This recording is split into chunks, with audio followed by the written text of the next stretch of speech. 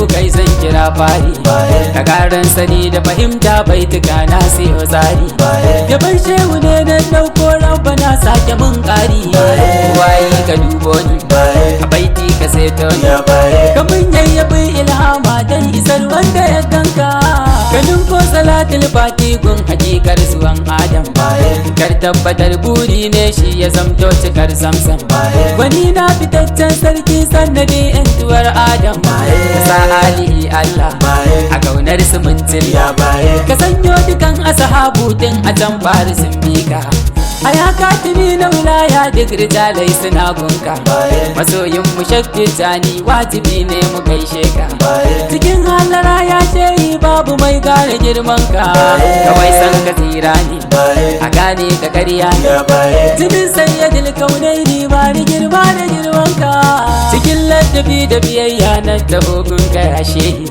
masoyi cikar buri na san ka ne tsarkakar ruhi murabbi wai silkar dugai da kai likitan ruhi ina san ka ya shehi ina bun ka ya shehi cikar madadin da na samu shehu ya zo cikin naka mukamin ki ya kai koli sai ya da zarikin zarce ka kaso ta ba dubawa dan uwa walla ka dace ina san ki ummul kairi dan abaitin ki na nace mun tallafi umma ki kara da ilhama uwa gun aikin Allah gaida ke katuwar taska salamun ala ya gausi sallamar zanani kota salamun ala ya gausi so nake yi ka karbe ta salamun ala ya in yas wanda ya so ka ya huta radin mu ya gausi abin san mu in ya so a ya gausa abdul zati zuciya na da kewarka shigar so a so barhama yan uwa kar ku je yawo ka kabar gidan barhama dole ne za ka je yawo anan ne dukan aka dabuwar rijal suke kiwo hakikar hakikatu matarar shari'a da kai ne maza suka gane rabu ba a yi mai shirka cikakke a fadar Allah shehu kai ke raban sirri kana ba da sirrin Allah har rijalai suke sairi raban shehu bai warewa in ya so sai ya makari sanin shehu sai Allah a ya sahibul faila masoyi wurin banzo na babu da wanda ya kai ka a ya ce wa abdin sati na dimauce a ƙaunarka jikina da maruhi na shehu na ba da fansarka kawai ba da reba rana zuciya na ta kewarka ka yaye hijabatu ka kore musibatu ka samo cikar soyayya shehu in zan muridinka majubin hakika gausullahi mai ba da tarbiyya kawai ya kure wa sani ne yan uwa ko da tarkiya cikin san ma'aikin Allah ginshiki ne na soyayya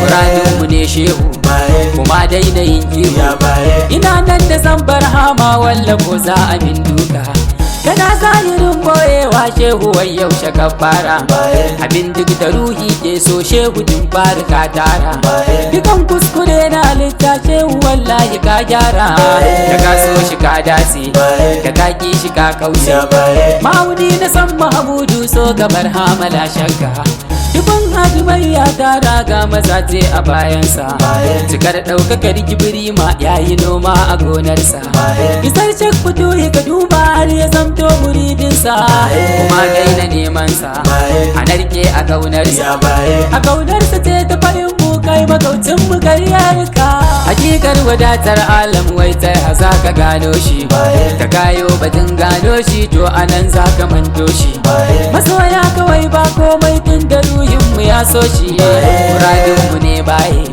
da ƙaunarsa mun waye cikakke a dukkan fanni duk rijalai suna binka muhabba idan da biyayya san makoce kuma gane muhabbar da babu biyayya laddice duk batuna ne batun nan kawai da na tsara yan uwa ko da gyara ne batu ne na furto shi a domin cikar kishi na san shewa abdin sati ba da shirka a ƙaunarka ashe babu kofar sado shehu bayan ka an kulle dukannin abin da ya kulle shehu da zuwan ka ya balle da ka ta cikin barama walla kullun ka ya kulle amarya take lalle wani shehu na kyale ba zan so wani gausi ba zaɓa da ma kama sunanka.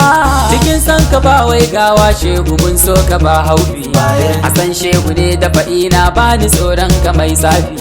Cikin so da yin begen ka shehu mun buɗe littafi. Gudanar da san shehu madadi ga misbahu. Ina san ka ya barhama dole ne in yi begen ka.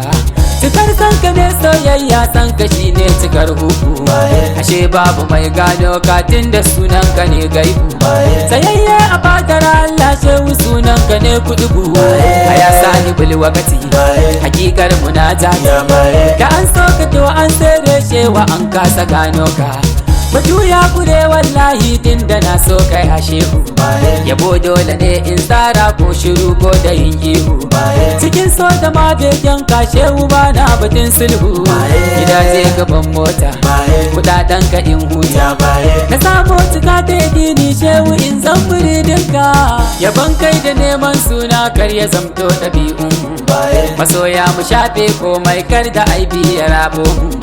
Mu narke cikin soyayya gun masoyin mu barhamu. Mu san ainihin shauki da ma ɗanɗanan zauki. Da kai ne nake mai cewa ba ni san shehu karyarka.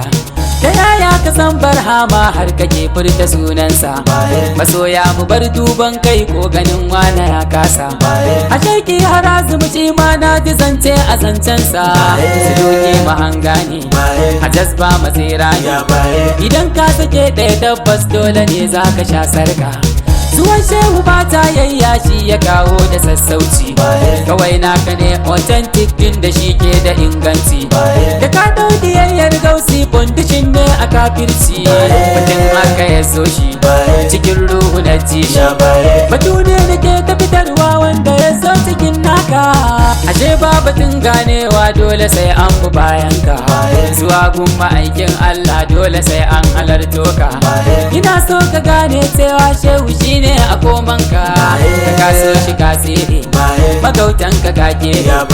Idan ga batun barhama ba ni duban na yan jarka. Isar duk alita gausi wajibi ne ta rabo ka. Abin duk da ake nema shehu sai gashi hannunka. Da kai ne na samu sukuni wai ta ya zana manto ka. Ina son kai a gausi ka dan bani lasisi. Ka ce ko ina ya in yas in yi zance cikin naka. Ta soya a nan zan huta baitukan nan da na tsara. Yaban ALSADIQ ne ya yi shi yan uwa a halul faira. Masoyi wurin barama shi ya yi kuka saurara. Wuri ne masoyi ne cikin shehu kun gane. A ya shehu sa'in zamto shafatance a kaunar ka. Shehu mun gode.